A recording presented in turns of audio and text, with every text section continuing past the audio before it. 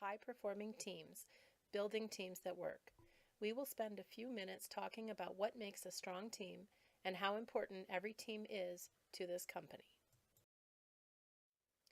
We all want to be part of a dynamic, high-functioning team. We spend a lot of time with our coworkers, and it's great when we can help each other out.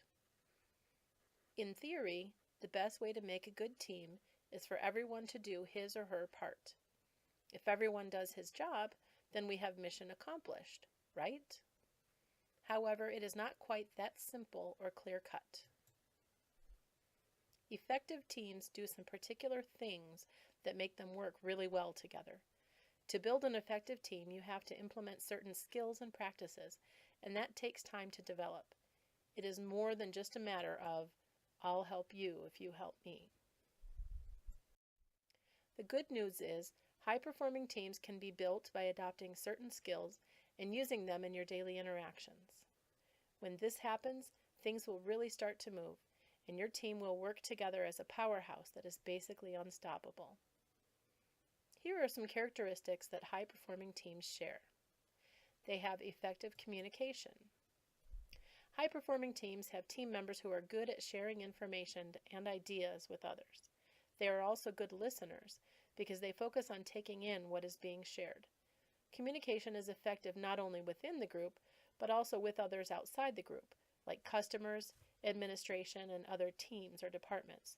Good communication helps the team work effectively with each other and with the organization as a whole. Another characteristic of high-performing teams is that they are willing to cooperate. They are flexible with their time and their talents. When something needs to get done, they can adjust their priorities to meet a deadline. When someone needs help, they lend a hand, knowing the same will be done for them or has been done in the past. High-performing teams trust the give-and-take process of cooperation because they focus on achieving goals as a team and they understand how their team contributes to the overall success of business objectives. High-performing teams are skilled at conflict resolution. They understand conflict is a natural part of interacting with others, and they know how to manage it in a positive way. Time and energy are put into resolving conflict in a healthy way so that it does not turn into resentment, hurt feelings, competition, or sabotage.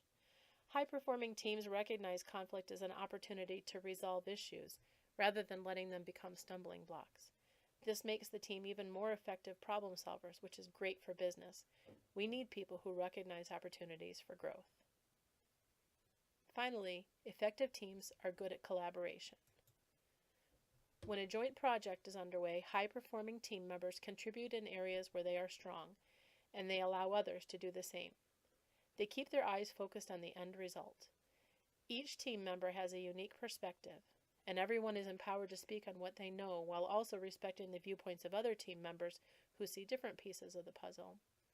As you can see, collaboration wraps up all of the other pieces we talked about because it involves communicating clearly, cooperating, and managing conflict from all the different points of view.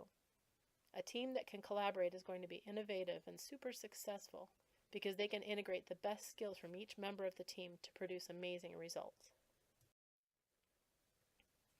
Let's take a moment to talk about conflict resolution. This is a skill that definitely gets better with practice. The good news is opportunities to practice conflict resolution are everywhere. You might find conflict at work, at home, or in line at the store. Anywhere people interact, there's an opportunity for conflict. This gives you plenty of time to practice. So what are some of the best practices for managing conflict? First, we have to understand that conflict is not inherently bad. It only means there is a difference of opinion. If conflict is approached in a cooperative way, it can actually encourage the free exchange of ideas and help your team figure out the best way to meet a goal or solve a problem. The key is to find a collaborative solution. The first step in managing conflict is to identify commonality. This involves recognizing what both parties have in common. For example, two employees might have different thoughts on the quickest way to restore service after a power outage, but both employees are working toward the same goal of restoring service. Recognizing that both employees are in the same boat is a good way to start thinking cooperatively. instead of contradicting one another. The next step is to increase communication. Both parties will need to discuss the pros and cons of various options. Verbalizing the merits of the other person's ideas, as well as the potential negative consequences of your own, can diffuse tension and remove barriers in the conversation. A neutral conversation allows both parties to focus on seeking the best solution.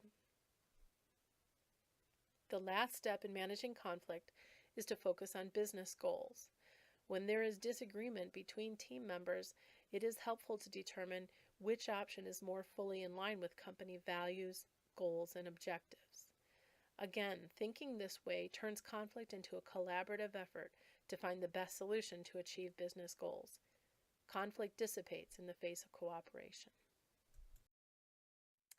High-performing teams are good producers. They have high productivity and high-quality output. One practice that helps them produce at such a high level is goal setting.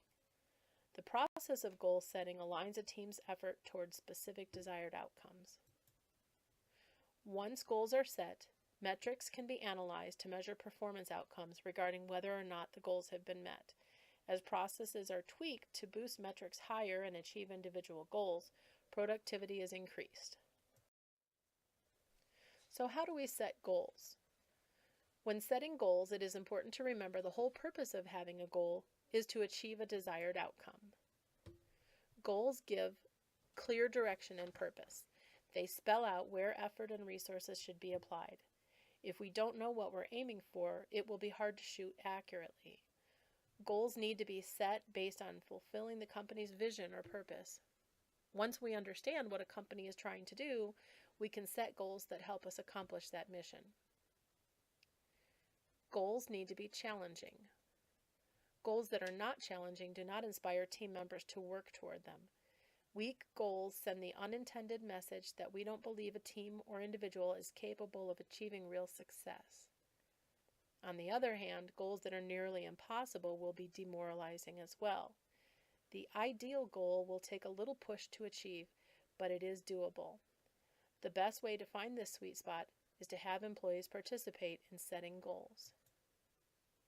Employees who have a say in goal setting will be more committed and engaged in trying to achieve the goals they set.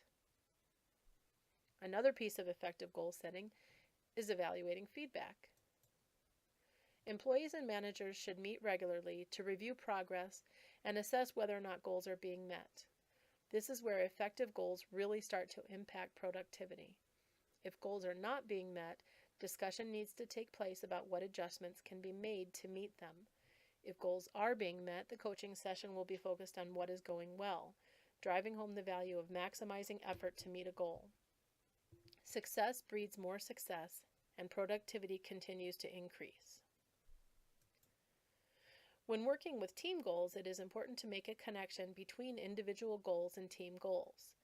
They should be consistent in their level of difficulty, meaning a team goal should not be severely more difficult to achieve than personal goals, or vice versa. Also, individuals need to have personal goals that contribute to the success of achieving team goals. We don't want to put individuals in the position of having to choose which area to focus on. It should all fit together. Lastly, management needs to support this process of goal setting. Managers should be given the opportunity to express their appreciation and recognition when goals are met. For example, supervisors or team leaders can include higher-ups on congratulatory emails to employees whenever there is a success to celebrate. This allows management to piggyback on the congratulations by responding with their own kudos. Specific and relevant feedback from management, which recognizes success, confirms to employees that their hard work is valued and appreciated by the company as a whole. This positive experience improves morale and encourages continued success. Let's talk about some best practices managers can use to develop effective teams. Leaders need to act with integrity 100% of the time. This does not mean being perfect, but it does mean behaving as you would expect your team to behave. They will literally follow your lead.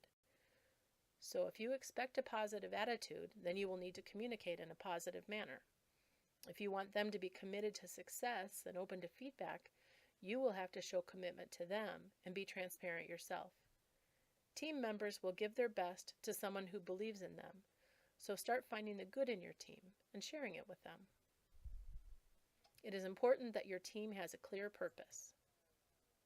The purpose of your team and how it aligns with the company vision should be a regular part of conversation.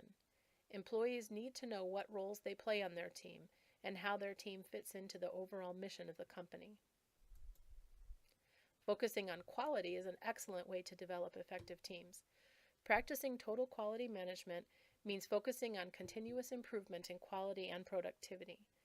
If your employees are consciously striving to meet team goals and hit productivity indicators, they will become a fit, high-functioning team that works very effectively as part of the bigger organization.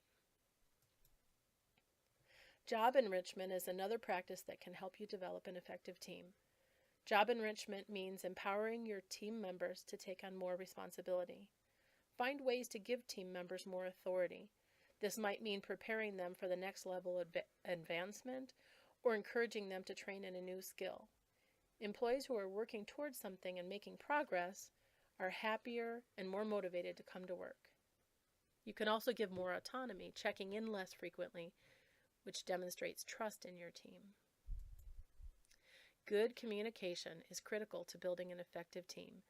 Be available for your team. Respond to requests for help as soon as possible. Give a heads up about changes that are coming. Ask for input. Share thought process and why things are done a certain way. Talk to your team members. Build a relationship with them. All of these things help your team understand that you are there for them, and your goal is to help them be successful. In conclusion, the benefit of team development is that strong teams help organizations thrive. A chain is only as strong as its weakest link, so it makes sense to build up each individual team to ensure organizational success. Focusing on team development increases productivity and quality. When you have employees who are feeling strong and empowered, they are primed to give you their most optimum performance. Team development allows effective interaction and collaboration. When your employees know how to communicate and resolve conflict, they are going to interact well with you and with each other, which removes barriers to work getting done. When employees are given the opportunity to shine through job enrichment and recognition, they are willing to take on more work and find innovative ways to solve new problems. This collaboration makes a stronger company all around, ensuring the best chance of success and growth for the future.